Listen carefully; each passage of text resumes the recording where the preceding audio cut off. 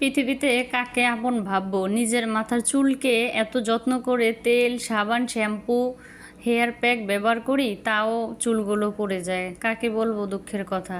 আসসালামু আলাইকুম এভরিওয়ান, কেমন আছেন? অজিয়া কিচেন অ্যান্ড ব্লগের পক্ষ থেকে নতুন আরেকটি ব্লগ ভিডিও নিয়ে আপনাদের মাঝে চলে আসলাম। কেমন আছেন আপনারা সবাই? আশা করছি সবাই ভালো আছেন। আমরাও আমার ফ্যামিলি নিয়ে ভালো আছি আলহামদুলিল্লাহ। এই তো এখানে ডিম, লেবুর রস আর হেয়ার প্যাক দিয়ে এখানে আমি একটা হেয়ার প্যাক বানিয়ে নিলাম। এখানে আমি আজকে বেশি একটা উপাদান ব্যবহার করিনি। ভাবলাম যেহেতু আজকে মাথায় একটু নিজের যত্ন নিব, কেয়ার করব, এজন্য আজকে একটু সিম্পলভাবেই রান্নাবান্না করি। এজন্য 3 জন মানুষের জন্য 3টি ডিম নিয়ে নিলাম। অনেকে মনে করবেন এখানে আমি জর্দার রং ব্যবহার করেছি, কিন্তু না, এখানে সামান্য হলুদের গুঁড়া দিয়ে আমি এভাবে কালার আস্তে আস্তে হয়ে যায়। এই ডিম ভাজাটা শিখেছি আমি আমার মায়ের কাছ থেকে। আমার মা যখন এভাবে ডিম ভাজে তখন মনেই হবে না ওইটা ডিম, আর কেউ মনে করবে একদম ফুড কালার দিয়েছিল, কিন্তু না, এটা সামান্য হলুদের গুঁড়া দিয়ে একদম চুলার আঁচ লো ফ্লেমে রেখে এভাবে রান্না করলেই ডিমের কালারটা এভাবে চলে আসে। আর এখানে ছিল ভেন্ডি ভাজি। এই সবজিটাকে আপনারা কে কী অঞ্চলে কোন নামে চেনেন কমেন্ট করে জানাবেন। এটাকে আমরা ভেন্ডি বলি। আমাদের বাসায় ভেন্ডি ভাজা হলে আর কিছুই লাগে না। আমার হাজব্যান্ড খুবই পছন্দ করে এই সবজিটা, তাই এখানে ভেন্ডি ভেজে নিলাম। আর সাথে ছিল আলু ভর্তা, ডিম ভাজি। এই সিম্পলভাবেই আজকে রান্না সেরে নিলাম।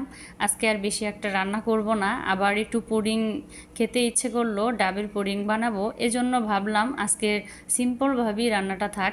আমার হাজব্যান্ডের ডাল, ভর্তা, ডিম এগুলো হলে, ডিমও না, ডাল ভর্তা হলেই চলে যায়। সে মাছ মাংস তেমন একটা লাইক করে না।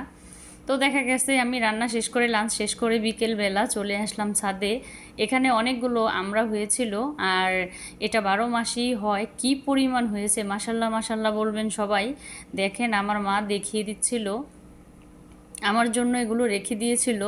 এগুলো যেন কেউ না ছিঁড়ে, আমি যাব, ভিডিও করব, দেখব, খাবো, তারপরে দেন আনবো, এই জন্য আমার মা এগুলো রেখে দিয়েছিল। আমিও এগুলো দেখলাম, দেখে খুবই ভালো লাগলো আমার কাছে। আর আল্লাহ পাককে অসংখ্য শুকরিয়া জানালাম যে আল্লাহ পাকের সৃষ্টি কত সুন্দর। আল্লাহ আমাদেরকে কত নেয়ামত দিয়েছে, কত কিছুই না দিয়েছে, কিন্তু আমরা ওইভাবে আমার আল্লাহকে ডাকি না।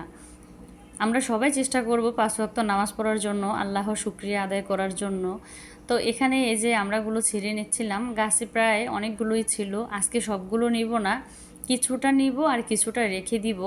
তো এখানে গাছে লেবুও ছিল, এই যে কি পরিমাণ হয়েছিল আলহামদুলিল্লাহ। আর বিচিগুলো শক্ত হয়েছিল, বেশি একটা মিষ্টি টক ছিল না, মিষ্টি ছিল, খেতে অনেক। আর ফ্লেভারে তো একদম পরিবেশটা অসাধারণ হয়ে গিয়েছিল। বাসায় এনে এগুলোকে ভর্তা বানাবো। তো আমি এটা আর দেখালাম না, ডাবের পুডিংটা বানিয়ে আমি ফ্রিজে রেখে গিয়েছিলাম। সবাই ভালো থাকবেন। আসসালামু আলাইকুম।